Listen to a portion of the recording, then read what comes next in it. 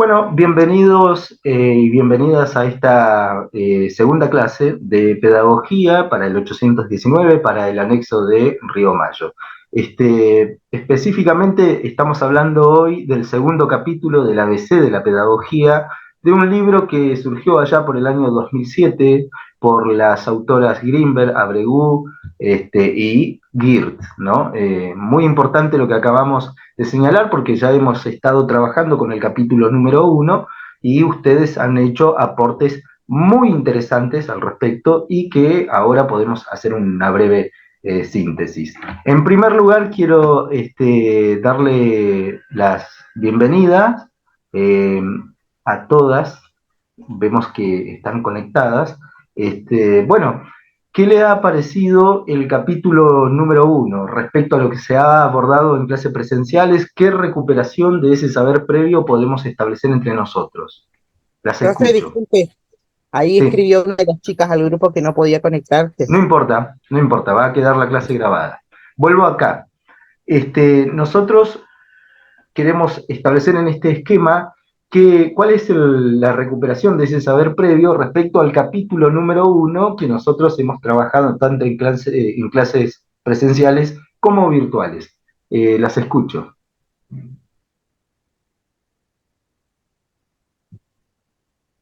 ¿Qué recuerdan de la clase número 1? ¿Qué recuerdan de los aportes en el foro? Más allá del impedimento muchas veces que tiene que ver con una cuestión de conectividad, ¿no?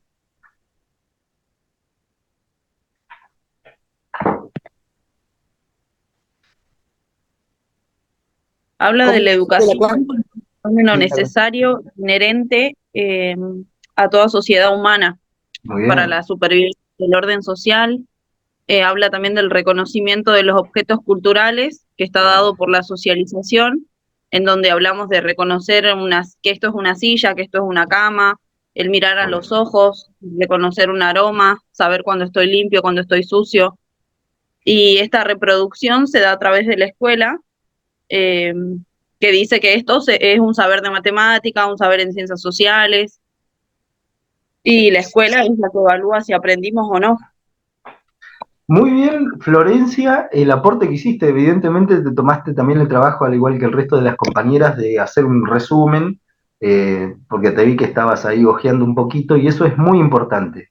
Recuperó acá, Florencia, el concepto o la idea de reproducción, un concepto que hemos trabajado ampliamente y que tiene una diferencia entre producción y reproducción. ¿Se acuerdan de esa ronda circular en donde compartíamos un determinado objeto que estaba en la pared del aula, las tablas de multiplicar, los mapas, y nosotros ahí podíamos decir, bueno, la escuela reproduce un determinado contenido, hace una selección de un contenido que es cultural, y a partir de ahí lo reproduce. Y nosotros vamos y decimos, bueno, en cuarto grado aprendimos esto, en quinto esto, en sexto esto, y así en todos los niveles de la escuela. ¿Algo más? ¿Alguien más quiere aportar? Lirian, ¿algo para aportar? Sí, usted hablaba de recuperar saberes del primer bloque Claro, de la o de clase los 1. Sí, sí, sí. Nosotros hablamos de que educación es muy difícil eh, definirlo con una sola palabra. Entonces tiene este significado polisémico. Esto es un fenómeno multidimensional y por eso justamente las autoras hablan de que la educación hay que entenderla en distintos tiempos, ¿no? Por eso también la mención del libro, del nombre del libro, que es La educación ayer, como fue en el pasado, cómo empieza todo este proceso Muy bien. de reproducción, de producción, la educación vista en la actualidad y una mirada que nos lleva hacia cómo podría ser la educación en el futuro, ¿no? Muy Y bien. bueno, y se habló de que la educación es un fenómeno, es una práctica social, cultural e histórica, porque justamente siempre va a tener estos tres contenidos, estos tres elementos. Y siempre las autoras van a analizar justamente estas tres cuestiones o estos tres fenómenos. Y bueno, después también, bueno, se habló de esto, de lo multidimensional, le habíamos visto que hay muchas personas que por ahí tratan de definir a lo que es educación, pero siempre tiene como otra connotación o sale del contexto de lo social, cultural, histórico y termina impregnándose de otras cosas como, como cuestiones políticas, ¿no? Por eso habíamos visto la foto de Pepe Mújica. Y bueno, queda como que se puede definir qué es educación siempre desde estas tres miradas, de lo social, lo cultural y lo histórico. Muy bien, Lirian, muy bien, gracias por ese aporte tan conceptualizado también. Las felicito a todas porque han participado en el foro, pero también esto habla de que han hecho ustedes un proceso de abstracción y eso es muy importante. Las tres categorías que analizás, el enfoque multidisciplinario que tiene a la hora de hablar de educación, el significado que es polisémico, muy bien la recuperación de esos saberes. Bueno, vamos a establecernos hoy en la clase número 2, que son, como sabemos, clases que tienen clase virtual y clase presencial, y vamos haciendo trabajos y participamos, y bueno, tiene todo digamos, una serie de acciones que vienen al caso. Yo voy a compartir la pantalla con ustedes, y en este caso lo voy a hacer acá. A ver, estábamos en la programación 3, sí. Me imagino que están viendo en este momento el PDF que yo les estoy compartiendo, ¿verdad? Sí, de todas maneras es el mismo que está en el Exacto, blog virtual, ¿no? exactamente, es el mismo que está, muy bien, que está en la plataforma. Bueno, semana 3. Propósito y objetivo de la clase: generar espacios de reflexión que garanticen una intervención compleja desde la que se construye el conocimiento profesional, esquemas, pautas y rutinas, a lo que llamamos periodo de iniciación en la docencia o a la docencia. Objetivo: que sean capaces de generar espacios para el desarrollo de procesos de comunicación oral, escrita, digital y analógica, la común y corriente, para constituirse en un transmisor y transformador de esa cultura que circula en la escuela. Bueno, actividades. Introducción: el docente habla, 15 minutos, preguntas al grupo clase para efectuar dudas respecto a la relación existente de la clase 2 con la 3. En este caso es la recuperación de estos saberes que ustedes bien mencionaron hace un ratito. Esto es lo que hicimos en clase presencial: ronda de lectura destinadas a la lectura del grupo, con formación de 4 integrantes, devoluciones por parte de los estudiantes mediante preguntas disparadoras: ¿qué dice el apartado? ¿Qué les tocó? Bueno, eso es lo que vamos a llevar adelante dentro de cuando nos encontremos luego del receso invernal. Virtualidad: espacio habilitado para descargar y trabajar con el TP solicitado. Entrega del TP en el espacio habilitado para tal caso, que ustedes ya se han adelantado y ya lo hicieron. Eso es meritoso, es un mérito a favor de ustedes. Ofrecimientos de audiolibro y video producido por parte del docente para abordar el concepto de reproducción y producción dentro y fuera de la escuela, que lo han hecho a la perfección. Bueno, cierre de clase.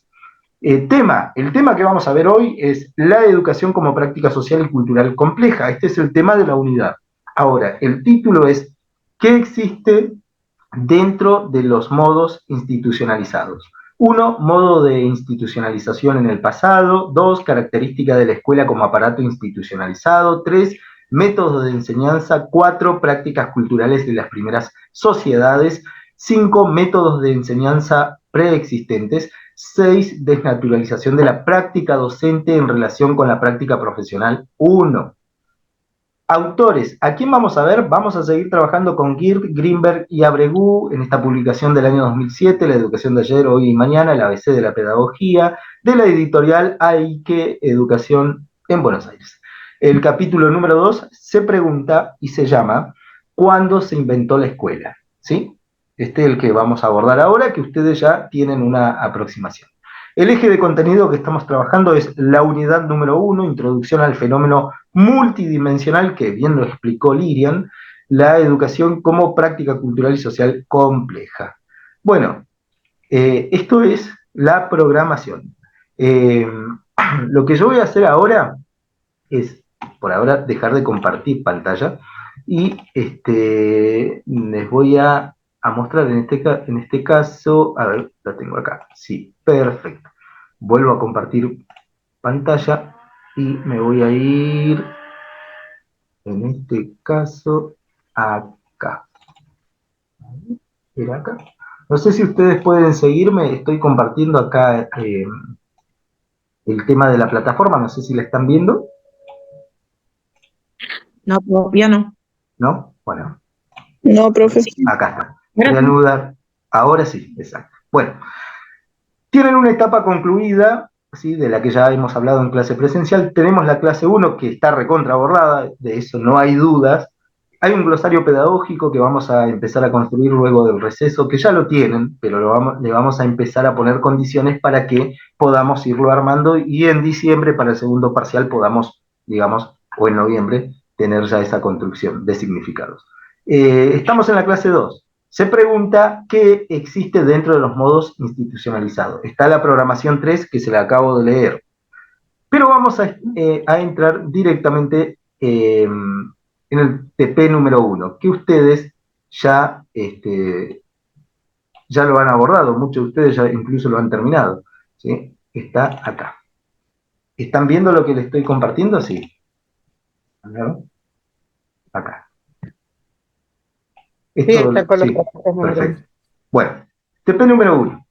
Estamos situados en el capítulo número 2 del libro del ABC de la Pedagogía. ¿Sí? Había un requisito, en este caso, para entregar este trabajo, un determinado tipo de letra, tamaño, fuente, que ya saben más o menos cómo viene la cosa, las consignas y el valor de cada consigna. Esto es muy importante porque cada consigna bien lograda tiene un valor, en este caso de 0,83, ¿sí? La fecha estimativa era el 13 de mayo, pero ¿qué pasó en el medio? Hubo corte, hubo falla de internet, nieve, un montón de cuestiones. Olvidémonos, esa fecha ha sido modificada, lógicamente. Bueno, acá tenemos la educación como práctica cultural y social compleja, unidad 1, introducción al fenómeno multidimensional. Dice, investiguen qué significa en educación, bueno, la primera planificaciones anuales, carpetas didácticas, planes de unidades y de clase. Le voy a pedir en este caso, no sé quién quiere participar, quién lo haya hecho, qué pudieron averiguar de planificaciones anuales y carpetas didácticas. Empecemos por la primera, planificaciones anuales.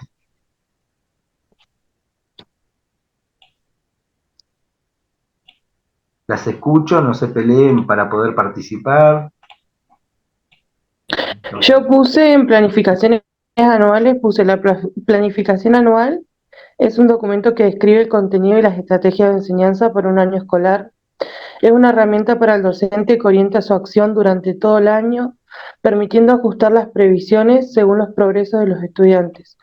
Las planificaciones anuales se basan en la caracterización del contexto del aula y los problemas de aprendizaje específicos del grupo de alumnos. Permite tener una visión global previa del quehacer del año, clarificar las grandes variables que intervienen durante el proceso de enseñanza y realizar seguimiento del grupo de alumnos y el reajuste del proceso de enseñanza en función de los logros del grupo. Bien. ¿Alguien más tiene algún aporte diferente, tal vez? Sí, no, ¿están de acuerdo? ¿Qué les parece? Profe, yo puse en planificaciones anuales, se refiere a Sí. la organización y división a largo plazo de los objetivos y contenidos a enseñar durante un año escolar. Estas planificaciones permiten al docente definir los propósitos educativos, seleccionar y organizar los contenidos a enseñar y establecer las características centrales o generales de la enseñanza. Incluye también la selección de herramientas y recursos para el dictado de la materia y la evaluación que se le dará a los estudiantes. Muy bien, Florencia. Muy bien también la otra compañera. Justamente de esto se trata, de compartir ideas que vayan en torno al material que nosotros estamos trabajando. Bueno, el carácter de este trabajo que nosotros, que muchos de ustedes ya hicieron, no sé, lo están viendo acá, van a encontrar también en el punto número 2 los siguientes significados de, por ejemplo, asincrónico. lo asincrónico, lo inalienable, la descontextualización, que ahí la descontextualización la podemos relacionar con aquello que decía en didáctica general Daniel Feldman, ¿sí? Que la escuela ofrece también, y lo va a decir también después Pablo Pinó, que la escuela ofrece, otro autor que vamos a ver, ¿no? Que la escuela ofrece un contenido que no está tan relacionado con la realidad de la sociedad. Ahí vamos a ver acá, en este caso, sistematizar, proceso de institucionalización en educación. Bueno, acá hay otra pregunta que está relacionada con este capítulo, dice, ¿los pupitres son una necesidad? ¿Por qué? Y en esto me voy a detener. Se abre el diálogo, a ver, participemos. Pueden activar su cámara, las escucho. ¿Ustedes creen, las que han podido leer este capítulo 2, ustedes creen que es necesario los pupitres? ¿Qué dicen las autoras respecto a los pupitres?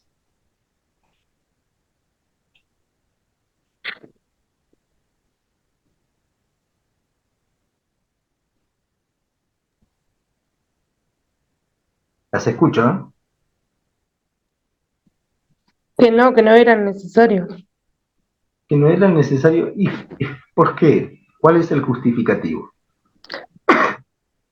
Porque los niños, dice que los niños aprendían sentados en el piso, sobre una alfombra. Uh-huh. ¿Están Y todos que de este acuerdo? método Sí. como que En el ¿Cómo? apartado de la escuela sobre alfombras en Oriente, ahí hablaba sobre eso, Bien. que no había pupitre y lo mismo los niños podían adquirir los aprendizajes sentados en el suelo alrededor del maestro. Bien. No es Eso, imprescindible, sí. no es imprescindible, pero obviamente que el niño tiene que estar en un estado cómodo para aprender, pero no es imprescindible. Se puede aprender parado, sentado, en este caso sobre la alfombra. Los niños hebreos aprendían sentado alrededor del maestro, da como ejemplo. Muy bien, Lirian, muy bien los otros aportes. Si bien el pupitre no es algo imprescindible, porque si yo estoy cómodo en estas sillas que fabrican ahora, por ejemplo, que son de gamer, que le dicen los chicos para jugar a los juegos, es una silla que me permite a mí, si se imaginan una clase, las escuelas con todo este tipo de sillas, sería grandioso. Pero el pupitre específicamente no es un instrumento necesario. Por ahí se puede, digamos, malinterpretar, porque ustedes, cuando vayan al seno de la escuela, pueden encontrar docentes que dicen, no, pero el pupitre o el asiento permite organizar al sujeto. Estamos hablando cuando existe algún tipo de, como se dice legalmente, discapacidad profunda. Pensemos, por ejemplo, que después lo vamos a averiguar y nos vamos a introducir un poco, pero no con la idea de estigmatizar, sino con la idea de poder comprender por qué existen esas preguntas, esos cuestionamientos dentro de la escena escolar. Y, por ejemplo, algún docente por ahí puede argumentar que respecto a la necesidad de que alguien se autorregule, que alguien se siente cuando existe autismo, cuando existe desorganización en el espacio, en el tiempo, cuando existe hiperactividad, les puede llegar a argumentar a ustedes, no, los pupitres son necesarios. Y ahí viene la idea esta de poder relacionar nuestro objeto de estudio, en este caso el capítulo número 2 del ABC de la pedagogía, en donde en este estudio, recordemos que es un estudio analítico, descriptivo, reflexivo también, que las autoras recogen de diferentes autores para llegar a este supuesto. ¿Qué pasaba en las escuelas del Oriente Medio? Bueno, la primera pregunta que tenemos que hacer es que ¿acaso no había discapacidad, por ejemplo, en el Oriente Medio? Sí había. Existen estudios que hablan bien claro respecto al caso. Por ejemplo, si ustedes leen la Biblia y leen el Nuevo Testamento, la vida de Jesús, van a encontrar que habían discapacidades, que habían enfermedades severas y que esas enfermedades, independientemente de lo que uno pueda llegar a creer, eran curadas, eran sanadas y hay una serie de parámetros que nos indican que la discapacidad siempre existió. Aparte que hay una historia amplia también en el derecho romano y un montón de cuestiones. Lo que sucede es que muchas de esas sociedades primitivas solucionaban el tema, no había inclusión. Entonces, el que tenía lepra era apartado, el que estaba tullido directamente lo marginaban, y cuando había alguna deformidad física, cuando uno analiza la historia y la cultura del derecho romano, directamente optaban por la eliminación, ¿no? Algo muy cruel. Pero Los en el libros Oriente... tiraban a las bestias y a las Claro, llamas. claro, exacto, eso es algo antropológico y eso no lo estamos inventando, eso es parte de la historia de la humanidad, ¿no? Entonces, nosotros, ¿cuál es el argumento? El argumento es que, bueno, uno como agente educador tiene que brindar las diferentes posibilidades. En todos casos, uno se puede organizar también en el piso, se puede organizar en una alfombra, se puede organizar en una ronda de mates como hacen los peones en el campo. Como los peones más viejos, aquellos que están en zonas rurales saben de lo que le estoy hablando. Por ejemplo, mi abuelo me decía a mí, mira, cuando hay un peón que sabe cómo juntar las ovejas, cuáles son digamos, las aristas que aparecen en el campo, las dificultades, el zorro, el puma, todas estas cosas que aparecen en la zona rural, por lo general la ronda de mate se hace a las 5 de la mañana y ahí los peones más viejos o los capataces le comentaban a los otros cómo hacer digamos, la práctica, ¿no? Cómo capturar un león, cómo capturar un puma, un zorro. Y todo eso también se da en una pedagogía circular. ¿Y cómo aprendían ahí los peones? Si bien no había un profesor, pero hay alguien que sabe y que está compartiendo ese saber y se compartía en ronda, entre mate y mate. Entonces ahí vemos que las autoras no se equivocan en eso, ¿no? Entonces, en todo caso, podríamos decir, ¿y por qué no ver otro tipo de aula? ¿Por qué no sentarnos en el piso, ¿no? ¿Cómo abordamos la situación del desborde? Un montón de cuestiones. Tiempo al tiempo, todo esto lo vamos a ir reflexionando. Miren, les propongo lo siguiente. Quiero que arranquemos de acá, no sé si están viendo todas esto que les estoy compartiendo. ¿Quién se anima a leer? Levante la manito y active. ¿Lo pueden Todo ver? sin mano. Bueno, vamos. Desde el edificio, Exacto, un edificio.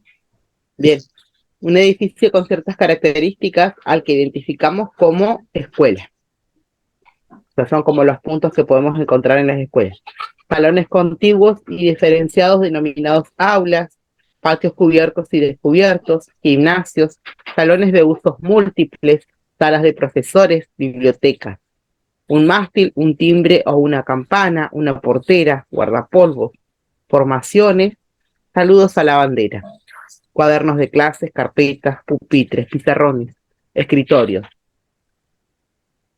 copias, dictados, expresiones como tema 1, tema 2, saquen una hoja, corrección con lápiz rojo, planificaciones anuales, carpetas didácticas, planes de unidad y de clases, diseños, prediseños, protodiseños curriculares, libros de lecturas, manuales del alumno, cuadernos de comunicaciones, sanciones, amonestaciones y libretas sanitarias. Muy bien. ¿Seguimos? Con diferentes nombres, formatos y costumbres de eso, estos modelos y prácticas escolares, ay, se me...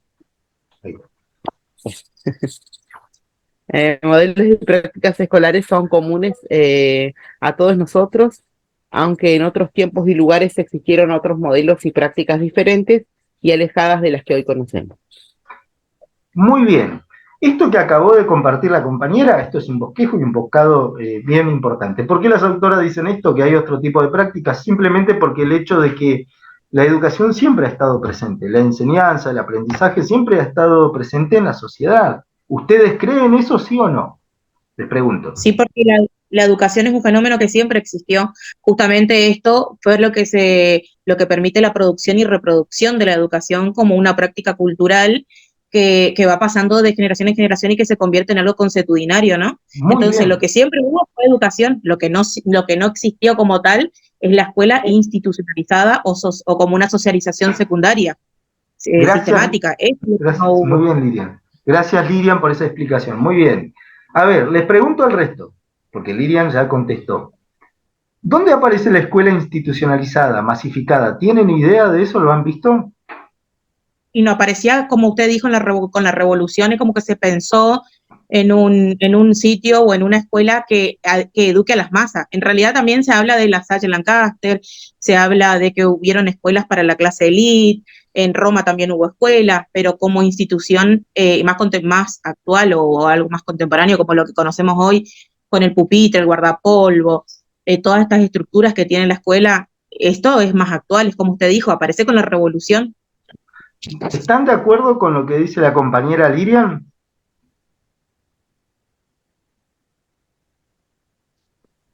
¿El resto de las participantes están escuchando? Sí, sí, por ahí como medio entrecortado, sí, pues lo puede repetir, yo se lo agradezco. No, Lirian está diciendo que la escuela aparece como un producto, en todo caso, de la revolución industrial, ¿no es Sí, sí, cierto? hasta ahí más o menos lo Bueno, seguí. fenómeno. Eso se produce a finales del siglo XIX. Entonces, ¿qué pasa ahí? Muy bien y acertado el comentario. El material nos indica a nosotros que la escuela como aparato institucionalizado arranca a partir o a mediados y finales del siglo XIX, el siglo XX, porque justamente había que enseñar de manera sistemática a que la gente pueda reproducir un conocimiento y que sea productivo para el enfoque de consumo, de generar más dinero, ¿no? Vamos a leer Por eso esto. Sí, por eso la educación es rentable justamente, es como un capital que el Estado invierte y para que esas personas el día de mañana puedan tener un trabajo e insertarse en este mundo laboral y convertirse en un ciudadano modelo o activo, porque en todo caso, si esa persona no tiene trabajo o no se vuelve un ciudadano modelo, eso sería como una carga para el Estado. Entonces el Estado lo que hace es tratar de invertir, dar educación de calidad para que esa persona pueda subsistir y seguir reproduciendo esto, ¿no? La cultura. muy bien, muy bien. Le voy a pedir a Florencia, que está ahí con un mate seguramente amargo, le voy a pedir si puede leer acá, Florencia, esto que aparece acá. No sé si lo puede ver. A ver. Sí, acá. ¿Se anima? Aquí proponemos que la naturalización de las prácticas obedece a un proceso en el que la génesis social e histórica de nuestras acciones se pierde y cede su lugar a la inmediatez de lo cotidiano. No es posible, no es posible no es posible decir en qué momento las cosas comenzaron a ser como son, ni mucho menos por qué. Pero cuando nuestras propias producciones han sufrido una cosificación, estas se nos aparecen como fuera de nuestro alcance. Y cambiarlas, incluso cuestionarlas, aparenta, ahí Sí, sale una noticia, profe, no sí, puedo ver. estoy tratando de sacarla, pero es difícil. Le digo yo como sugerencia, no nos mueva, porque cuando usted nos mueve el Se documento como que complica. nos... Bueno, ahí está, ahí salió. Espere que acomodo acá para que sea una lectura un poco más. ¿No? A ver, deme un segundo, que tengo que acomodar algo acá. Hay algo que funciona mal. Espere. Profe, una compañera está intentando entrar, Candela Valenzuela, Sí, y dice que no la deja entrar con el link que usted envió. Le bueno, pido ya me fijo, el directo. ya me fijo. Ahí estamos. Siga leyendo.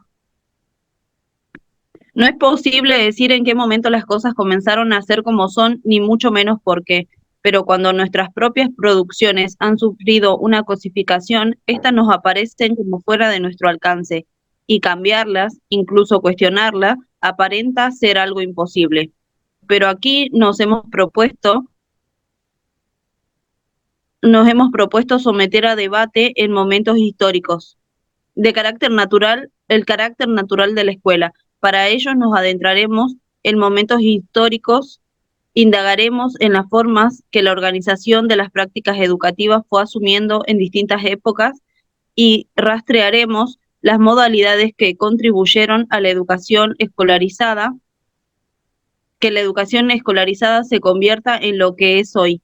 Porque como afirma Margarita Poggi, la institución instituida hace olvidar que es fruto de una larga serie de actos de institución y se presenta con todas las apariencias de lo natural. Por este motivo, no hay sin duda ningún instrumento de ruptura más poderoso que la reconstrucción de la génesis, al hacer resurgir los conflictos y las confrontaciones de los primeros comienzos, y con ello las posibilidades descartadas, reactualizada la posibilidad de que las cosas hayan sido y sean diferentes. Muy bien, hasta ahí nomás. Bueno, Con esta partecita del libro de Margarita Poggi, nosotros vamos a ir haciendo un parate porque tenemos pocos minutos y luego nos reconectamos para poder poner en escena, digamos, algunas dudas que hayan surgido en base al trabajo solicitado, y hacemos las devoluciones y luego ya finalizamos la clase porque tengo entendido que viene otra clase en línea. Chicas, escuchen acá. Básicamente lo que estamos hablando cuando se refiere a la génesis es el inicio de esto que, como hablaba Lirian y la compañera Florencia y Joana, también creo que era en su momento, la educación tiene un argumento, porque lo dice el libro, porque lo dice el recorrido histórico, y eso es la génesis, es el inicio. Pero aquí vamos introduciéndonos al carácter natural de la escuela, porque la escuela, como veremos más adelante, tiene un carácter que es natural y contingente, no es un carácter eterno. ¿Por qué? Y ahí se los explico de manera resumida.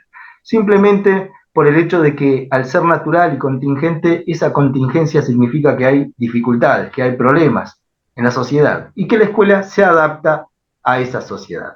Eso es muy curioso porque lo vamos a ir analizando, ¿no? Y ahí podríamos preguntarnos con esto que dice Margarita Poggi, ¿qué sucede cuando, digamos, un determinado docente, hipotéticamente, considera que la educación tiene que estar, digamos, supeditada, que un determinado modelo como es el inclusivo no es adaptable para su práctica de enseñanza?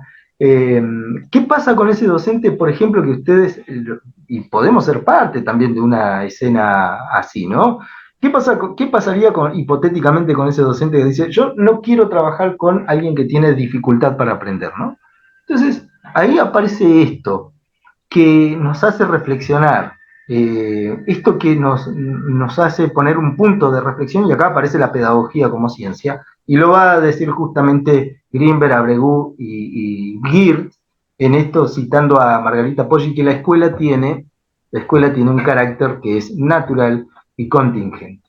¿Por qué? Porque se adapta a las necesidades sociales, a las transformaciones sociales. Por eso es que la escuela, de ser una escuela excluyente, de ser una escuela, digamos, lo contrario a heterogéneo, una escuela para determinada clase social, una escuela para determinados sujetos que sí podían aprender, es decir, un Cantinflas no podía entrar, ¿no? El análisis de esa película de Cantinflas como gendarme no podía entrar en ese tipo de escuela, ¿no? Una escuela totalmente, digamos, cerrada, no abierta a la diferencia.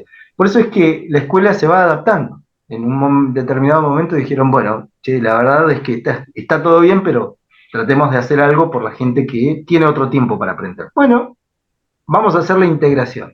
Hicieron la integración como modelo, luego dijeron, pero no alcanza, porque hay que practicar, hay que tratar de que sea un poco más compleja la cosa. Bueno, probemos con el modelo de inclusión social. Y ahí la escuela en Argentina dijo, bueno, a través de las leyes, por ejemplo, va a decir lo siguiente: la inclusión y la integración son dos modelos que van de la mano.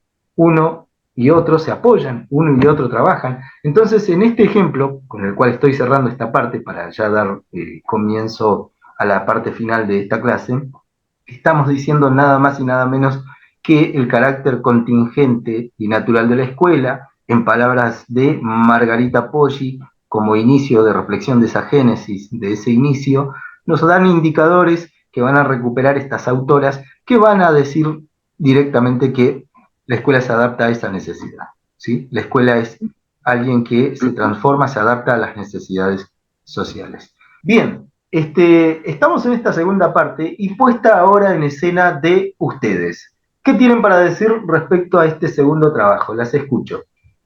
Mientras voy a compartir la pantalla, ¿no? Yo sigo leyendo y haciendo mis apuntes porque primero leo, después hago otra lectura para hacer apunte y después recién hago el trabajo. Así que todavía sigo en mi etapa de hacer mis apuntes. Bien. ¿Qué les parece el trabajo número 2? Fue muy complicado leerlo porque acá se dio... les voy a contar algo, una curiosidad. La idea era poder abordarlo en clase presencial, No se pudo porque pasó o sea, las rutas están congeladas, no se pudo. Luego fue la idea de abordarlo de acuerdo a la programación de manera virtual. No se pudo porque hubo inclemencia climática en el medio, me agarró una gripe tremenda, no se pudo. Y ustedes avanzaron con el trabajo. Y acá hay un pensador que se llama Jacques Rancière, un pensador francés, lo pueden googlear, Jacques Rancière, así, ¿no? Se dice Jacques Rancière, más o menos así.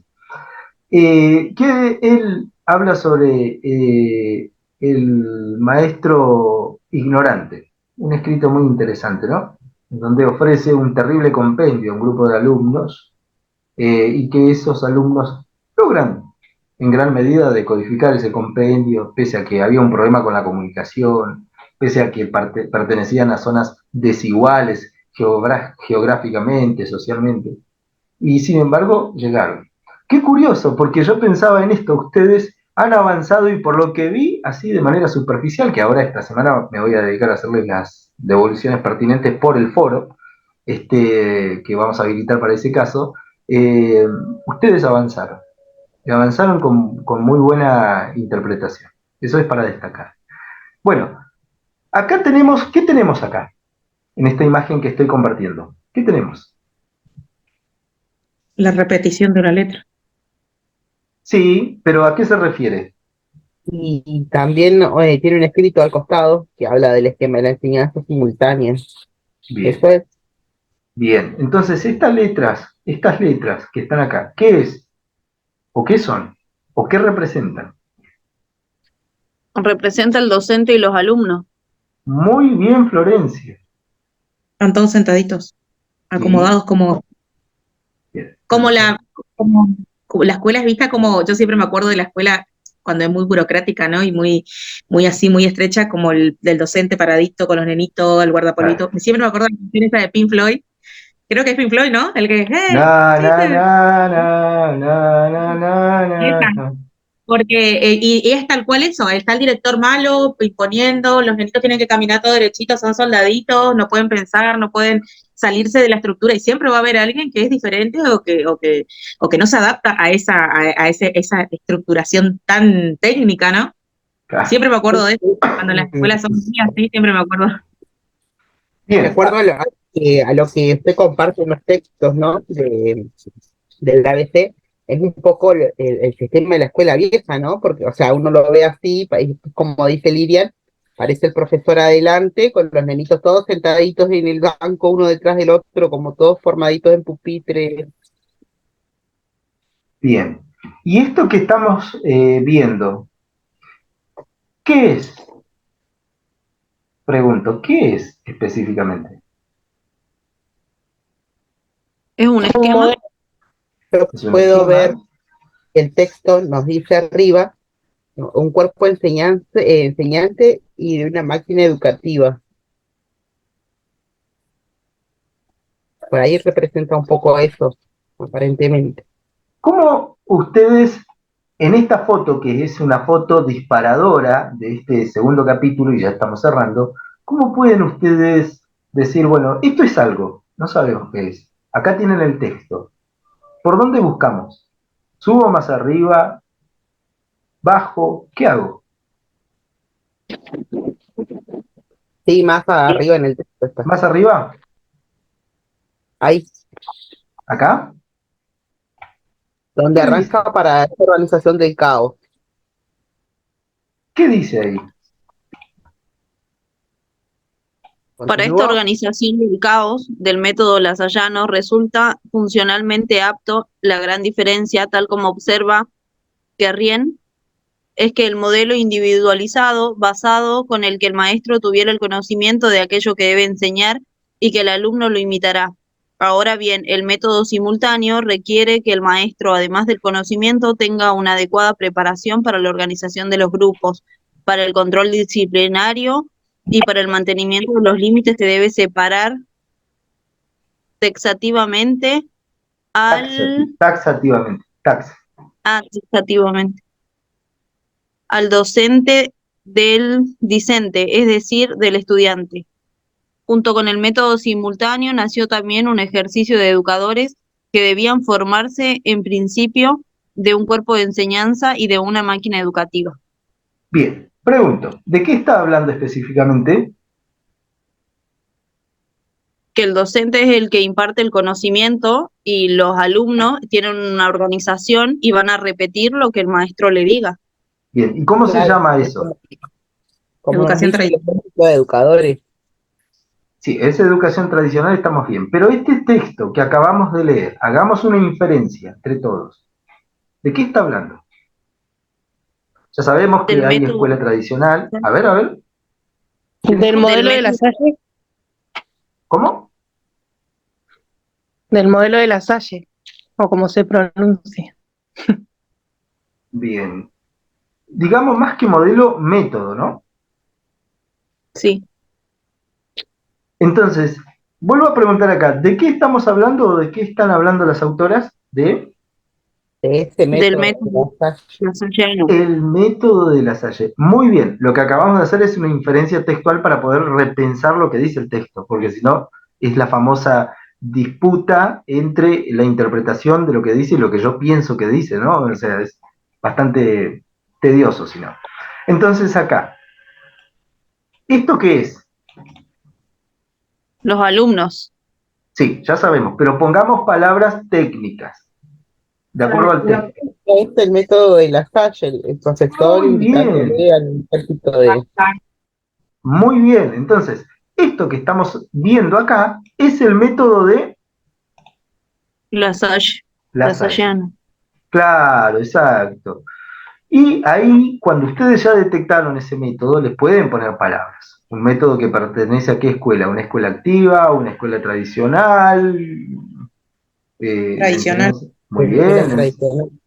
la enseñanza era rígida, no era rígida, bueno, un montón de cuestiones que van apareciendo ahí, ¿no? Por eso acá las Un autoras poquito dicen, más arriba en el texto dice igual. ¿a Sí. dónde? Acá. Sí, dice el orden y el control más arriba. Creo que es.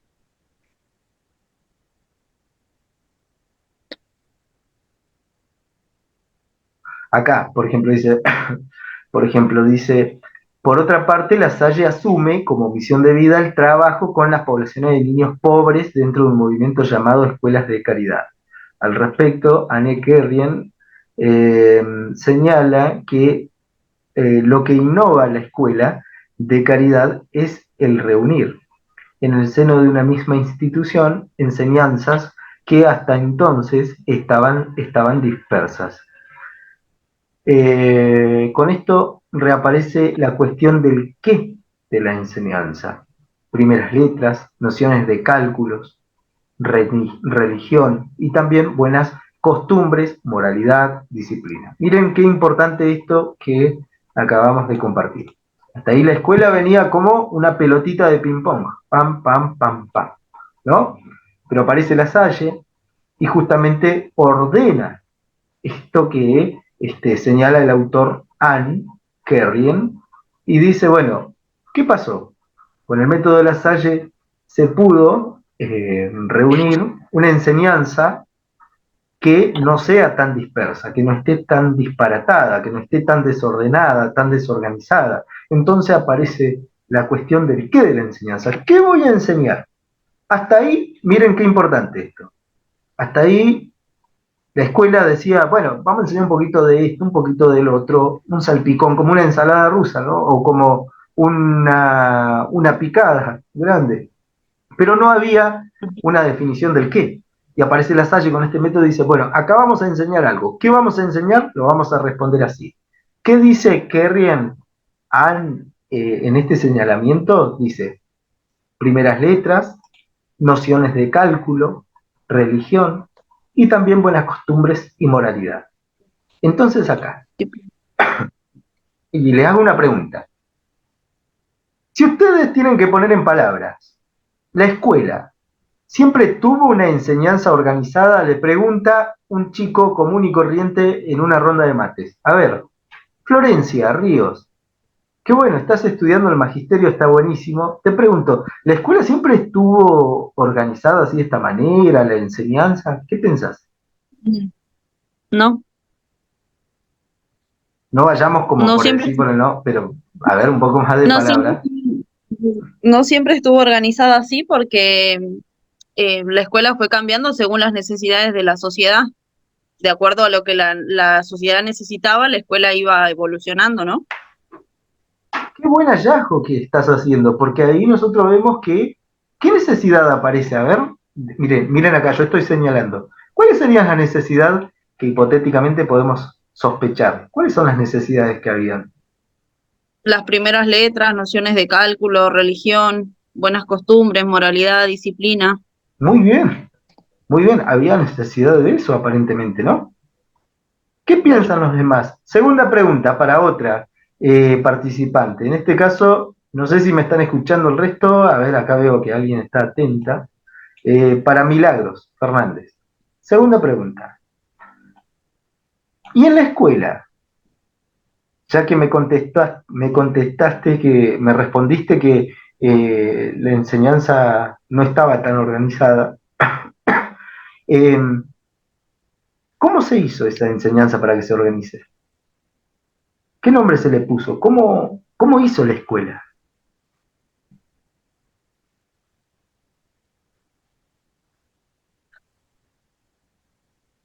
Pregunta para Milagros. No sé si me está escuchando Milagros.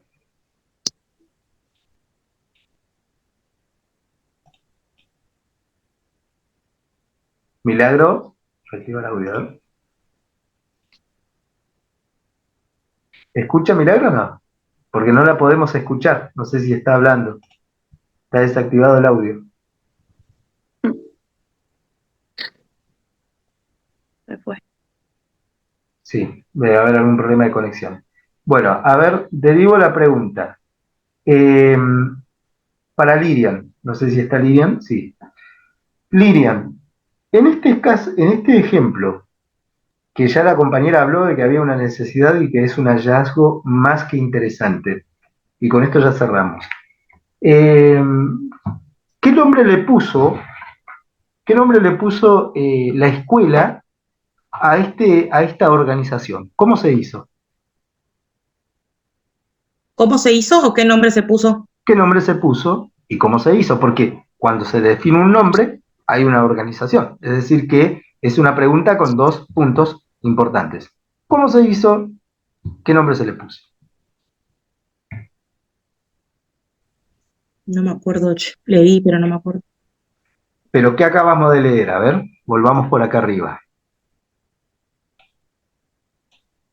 El método, Bien, El método, o sea, el método que se utilizó en ese momento sí, había sido el de la Salle y Lancaster, porque la Salle había venido de Francia y se dio cuenta de que los niños pobres estaban como que aislados o no tenían las mismas condiciones que educar a los demás. Entonces, para educar en masa, la Salle empezó a usar estas pequeñas ciencias que son las nombradas ahí, que bien, la aritmética, la matemática, la religión y eso, muy bien. y empieza a educar en masa. Justamente estaba dirigido a esto, a que esto el día de mañana sea rentable, porque en realidad lo que se buscaba era que en la revolución estos niños puedan empezar a incorporarse en la sociedad y ser como algo rentable para el Estado y para la sociedad, ¿no?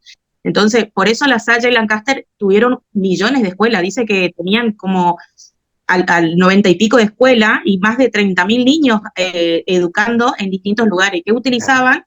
El método que utilizaban era el de que el profesor, como no había profesores en cantidad o en masa para educar a todo el mundo, se utilizaba a un maestro que dirigía más o menos la clase y a los niños que aprendían más rápido.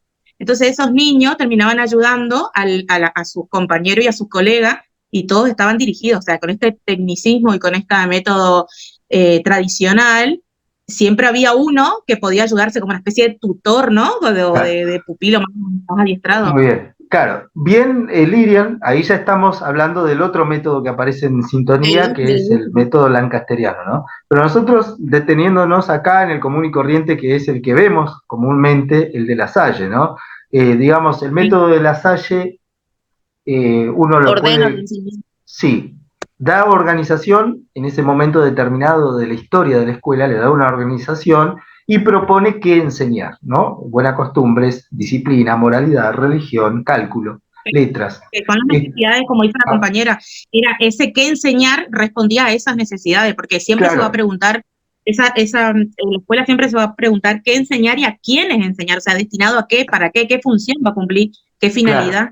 exactamente. Entonces, la pregunta que esto ya queda para que ustedes analicen es, ¿el método de la Salle se ha desechado del todo?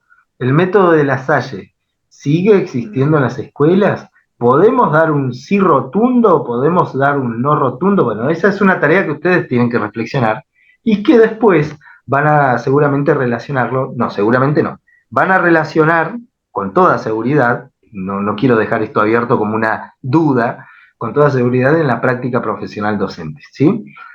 Bueno, Lo que ¿alguna pasa pregunta? es Sí. que el libro hay una parte que habla de que la escuela siempre existió, o sea, el fenómeno educativo siempre existió, la escuela como institución no, pero hay cosas que la escuela no puede desechar del todo, porque si bien hay algunas cosas que están erradas, pero es lo que funciona, entonces el maestro en el frente siempre va a estar, puede utilizar otras técnicas y otras prácticas como hacerlo sentar de vez en cuando afuera, con la naturaleza, aprender O desde lo sea, lúdico y cosas así, pero métodos bien, como el del pupitre, y no se puede desechar del todo porque justamente forma parte de la organización. Obviamente que bueno, se va a entender cada situación, como usted decía recién, de los niños que podrían tener alguna condición y que no pueden estar sentados quizás mucho tiempo. Mi hijo, por ejemplo, que tiene esta condición, y nosotros hablamos para que él se pare, para que le saquen un ratito, 5 segundos al que vuelva, que vaya hasta el baño, y eso ya le permite volver a concentrarse nuevamente en sus actividades. Entonces, obviamente que se tienen que ir adaptando, porque como usted dice, la escuela es natural y contingente o sea, por naturaleza. Tiene esta sí. naturaleza tiene este conflicto o ciertos problemas a los que tiene que adaptarse. Pero Bien, métodos siempre van a... es un buen aporte, es un buen aporte. Lo único que siempre tengamos cuidado al expresarnos. Nosotros no hagamos juicios de valores sobre lo que se hace en la escuela, ¿no? Estoy refiriéndome a... Nosotros no digamos, es errado esto, no. Digamos, hay otra mirada, hay otra perspectiva, ¿sí? Que tiene que ver con otro punto de vista, otro punto de acción. Pero siempre tener en cuenta eso, ¿sí? Esto no es una corrección, sino es una sugerencia. Que tenemos que pensar que tenemos que ir desprendiendo eh, e incorporando conceptos que son propios de la reflexión pedagógica, en este caso de la asignatura de pedagogía. Entonces, no hablemos de Profe, si es correcto, si es errado o no, sino más bien hablemos de diferentes acciones, diferentes perspectivas. Recordemos que estamos hablando de que la escuela, la educación, perdón, como concepto es polisémico, que hay diferentes interpretaciones y eso, ¿sí? ¿Quién habló? Yo, Sí. profe, esto que dice la compañera es como es lo que se toma como natural de la escuela, ¿no? Lo que se tomaría como lo natural, lo aceptable, y Muy, que a lo largo del tiempo va cambiando. muy bien, claro. Esto es lo natural, esto es lo aceptable. La pregunta es ¿por qué? ¿No? Claro, yo es como que, o sea, al hacer el análisis del texto, vos vas tomando de que hay cosas de la escuela tradicional que Que ya viene no es que de sean años. incambiables, sino es como que vuelven a tomarse, sí o sí lo tenemos que volver a tomar, como dice Lilian, lo del pupitre, son cosas como que no se pueden cambiar de la escuela tradicional. Muy bien, chicas, muy bien. ¿Algo No más? se puede eliminar prácticas que sirven. O sea que, obvio que se tienen que ir adaptando a otras cosas, a otras situaciones o a otros escenarios o a otras necesidades, pero el pupitre no se puede desechar. El uniforme, por ejemplo, el guardapolvo como uniforme básico, tampoco, porque entonces eso genera como que no exista discriminación o aislamiento de un niño porque quizás sus papás no le puedan comprar. Los contextos de las familias no son lo mismo, o sea, entonces por ahí hay papás que no le pueden comprar ropa nueva todos los días y hay chicos que sí tienen y justamente viene a esto el guardapolvo, ¿no? A que todos sean iguales, todos vienen Ah, iguales. igualdad. Claro. En este caso sería como reproducción, entonces sí puede romperse, pero hay que tener fundamentos. ¿Cómo dijiste, Florencia? No te escuché. Que la reproducción, o sea, esto de tomar lo natural de la escuela, sí puede romperse en cierta forma, pero teniendo fundamentos. ¿Sería así o estoy equivocada? Claro, hay una reproducción también no solamente del contenido curricular, sino también hay una reproducción de acciones, ¿no? Una reproducción de acciones que tiene que ver con la parte del desenvolvimiento de los alumnos, de la forma en que se visten, de la forma en que se dirigen, ¿no? Esto de el ordenamiento, la disciplina, las buenas costumbres, los modales, el cálculo, todo esto está siempre atravesado por la escuela y tiene una correspondencia que es histórica. Muy buenos los aportes, y obviamente que hay cosas que van apareciendo acá en el medio de la reflexión, en este ida y vuelta, que vamos a abordar más adelante, pero que tienen que ver justamente con otros textos, otros capítulos, otros autores. Bueno, llegamos hasta acá, esto es todo por pedagogía, nos encontramos en clases presenciales luego del receso invernal. ¿Estamos?